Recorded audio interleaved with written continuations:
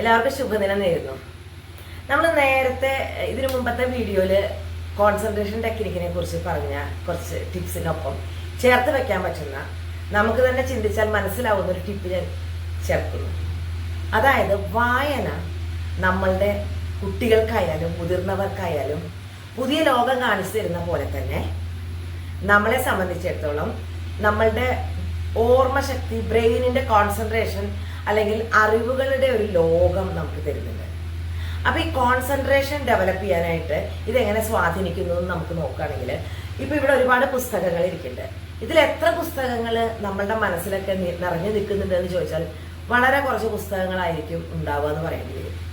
അപ്പോൾ നമ്മൾ വായിച്ച പുസ്തകങ്ങൾ, ഞാൻ ഇതിന് മുമ്പത്തെ ഒരു വീഡിയോയിൽ പറഞ്ഞിട്ടുണ്ട്, വായന കൂടണമെങ്കിൽ ഒരു ദിവസം ഒരു പേജെങ്കിലും വായിക്കണമെന്ന്. അങ്ങനെ നമ്മൾ വായിക്കുന്ന പുസ്തകങ്ങളിൽ നമുക്ക് ഇഷ്ടമുള്ള വരികൾ കോട്ട് ചെയ്തിട്ട് ഒരു ബുക്കിൽ ഇതുപോലെ എഴുതി വെക്കുകയാണെങ്കിൽ ആ എഴുതി വെച്ച കാര്യങ്ങൾ നമുക്ക് ഒന്ന് നോക്കിയാൽ നമുക്ക് ആ കഥയെക്കുറിച്ച് ഓർമ്മ വരും, അല്ലെങ്കിൽ ആ നോവലിന്റെ സാരാംശത്തിലേക്കുള്ള ഒരു എത്തിനോട്ടം ആയിപ്പോകും. ഇതുപോലെയാണ് കുട്ടികളെ സംബന്ധിച്ചോളം പഠന പ്രശ്നം അല്ലെങ്കിൽ പഠന ബുദ്ധിമുട്ട് നേരിടുമ്പോൾ മറവി വരുന്നു എന്ന് പറഞ്ഞ് സങ്കടം പറയുമ്പോൾ അതെന്തുകൊണ്ടാണല്ലോ നമ്മൾ ചിന്തിക്കേണ്ടത്. ഇപ്പോൾ ചില കുട്ടികൾക്ക് വിഷ്വൽ ഇത് കൂടുതൽ, ഇപ്പോൾ അതായത് ഓപ്പൺ ഡേ പറഞ്ഞൊരു പുസ്തകമാണ്. ഇത് എഴുതിയിരിക്കുന്നത് ബഷീർ പി എ സാറാണ്. ഇത് ഞാൻ വായിച്ചു തീർന്ന ഒരു പുസ്തകമാണ്. ഈ പുസ്തകത്തിൽ കുട്ടികളെ കുറിച്ചാണ് അധികം പറയുന്നത്. അപ്പൊ എന്താന്ന് വെച്ചാൽ ഇതിൽ നിന്ന് ഞാൻ വായിച്ചെന്ന്, ഈ പുസ്തകം വായിച്ച് കുറച്ച് കഴിഞ്ഞാൽ നമ്മൾ ഇതിനെക്കുറിച്ച് മറക്കുകയാണെങ്കിൽ, അല്ലെങ്കിൽ നമുക്കിതിൽ പലതും നമുക്ക് ആവശ്യമുള്ളതാണെന്ന് തോന്നി വരുമ്പോൾ നമ്മൾ അതിലെ പോയിന്റ്സ് നോട്ട് ചെയ്ത് വെക്കുന്നുണ്ട്. ഇതുപോലെ തന്നെ നമ്മൾ പഠിക്കുന്ന പുസ്തകങ്ങളുടെ ഇപ്പൊ ഇതിങ്ങനെയൊക്കെ കാണുമ്പോൾ നിറച്ചുണ്ട്, അയ്യോ ഇത് മുഴുവൻ എങ്ങനെ വായിക്കുന്നതൊക്കെ മടുപ്പ് വരും ചിലർക്ക്, പ്രത്യേകിച്ച് കുട്ടികൾക്ക്. കാരണം പഠനം കമ്പൽഷൻ ആവുമ്പോൾ മടുപ്പ് വരും. അപ്പൊ അവരോട് പറയാ, അണ്ടർലൈൻ ചെയ്യുക. നമുക്ക് ഇമ്പോർട്ടൻ്റ് ആയി തോന്നുന്ന കാര്യങ്ങൾ നല്ല കളർ ആയിട്ടുള്ള പെന്ന് കൊണ്ട് അണ്ടർലൈൻ ചെയ്യാം. എല്ലാം ഒരു പേനോട് ചെയ്യണമെന്നില്ല, ഡിഫറെൻ്റ് ആയിട്ടുള്ള കളേഴ്സ് നമുക്ക് ഉപയോഗിക്കാം. അത് വിഷ്വൽ സെൻസറി കൂടിയവർക്ക് പെട്ടെന്ന് തന്നെ ഓർമ്മിപ്പിക്കാനുള്ള ഒരു കാരണമായിരിക്കാം.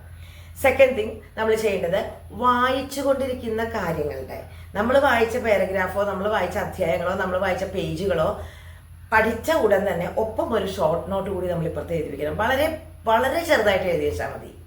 അതായത് വെറുതെ പോയിന്റ് ഇട്ടിട്ട് ബുള്ളറ്റിനിട്ടിട്ട് എഴുതി വെക്കാം.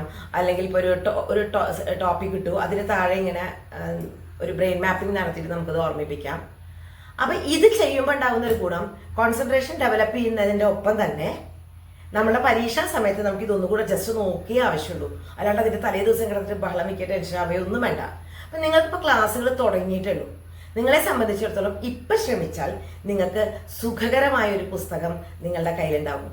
അതോടൊപ്പം തന്നെ നമുക്ക് പരീക്ഷ എഴുതാൻ പോകുന്നതിൻ്റെ മുമ്പ് ഇത് ഒന്ന് ചെക്ക് ചെയ്ത് കഴിഞ്ഞാൽ നമ്മുടെ തലയിൽ ഫീഡ് ചെയ്തിട്ടുള്ള എല്ലാ ഇൻഫർമേഷൻസും നമുക്ക് നമ്മുടെ ഉത്തരപേപ്പറിൽ പ്രസന്റ് ചെയ്യാനായിട്ട് സാധിക്കും. ഈ രീതിയിൽ പഠനം താല്പര്യമില്ലാത്തവരും പഠനം ബുദ്ധിമുട്ട് അനുഭവിക്കുന്നവരും നന്നായി പഠിക്കുന്നവരാണെങ്കിലും ആർക്കാണെങ്കിലും ഉപയോഗിക്കുകയാണെങ്കിൽ നിങ്ങൾക്ക് വ്യത്യാസം വരുന്നുള്ള കാര്യം എനിക്ക് ഉറപ്പിച്ച് പറയാം. പിന്നെ എന്തും നമ്മളെ ഓർമ്മിപ്പിച്ചാലാണ് നമുക്ക് ഓർമ്മ വരിക. ഞാൻ ഇതിനു മുമ്പ് വീഡിയോയിൽ പറഞ്ഞിട്ടുണ്ടായിരുന്നു, നമ്മൾ ആ സാഹചര്യത്തിനെ കുറിച്ച് ഓർമ്മിക്കണം, അതുപോലെ ആ പുസ്തകത്തിനെ കുറിച്ച് ഓർമ്മിക്കണം. അതുപോലെ തന്നെ സയൻസ് ആയിക്കോട്ടെ, മാത്സ് ആയിക്കോട്ടെ, ഹിസ്റ്ററി ആയിക്കോട്ടെ, ജിയോഗ്രഫി ആയിക്കോട്ടെ, എന്തോ ആയിക്കോട്ടെ, നിങ്ങൾക്ക് ഇഷ്ടമുള്ള രീതി, അത് അധ്യാപകർ പറഞ്ഞു തരുമ്പോൾ മനസ്സിലായില്ലെങ്കിലും നമുക്ക് ഇഷ്ടമുള്ള രീതി ഉപയോഗിക്കുകയാണെങ്കിൽ ഇപ്പോൾ ഒരുപാട് വീഡിയോസ് കാണാനായിട്ട് സാധിക്കും, എഡ്യൂക്കേഷണൽ വീഡിയോസ്. അതിൻ്റെ സഹായത്തോടു കൂടി നമുക്ക് ഈ നോട്ട്സ് പ്രിപ്പയർ ചെയ്യാം. അപ്പം നമുക്ക് ഒരു വെർഷൻ മാത്രമല്ല നമുക്കതിൽ കിട്ടുള്ളൂ, പലരുടെ വേർഷൻസും കിട്ടും. ഏത് വിഷയമായാലും നമ്മൾ ഈ രീതിയിൽ പഠനം ആരംഭിക്കുകയാണെങ്കിൽ, അല്ലെങ്കിൽ നമ്മളുടെ പരീക്ഷയുടെ തലേ ദിവസം നമ്മളുടെ ബ്രെയിനിൽ ഐക്കൺ ക്ലിക്ക് ചെയ്യുമ്പോൾ ആ വിഷയത്തിൻ്റെ ഫയൽസ് ഓപ്പൺ ചെയ്യുന്നതിൻ്റെ ഒപ്പം തന്നെ നിങ്ങൾക്കത് മനോഹരമായിട്ട് പകർത്താനും സാധിക്കും. അപ്പോൾ എല്ലാവരും അതൊന്ന് ശ്രമിക്കണം കേട്ടോ. എന്നിട്ട് അതിൻ്റെ റിസൾട്ട് എന്താണെന്ന് കൂടെ ഒന്ന് പറയണേ. താങ്ക്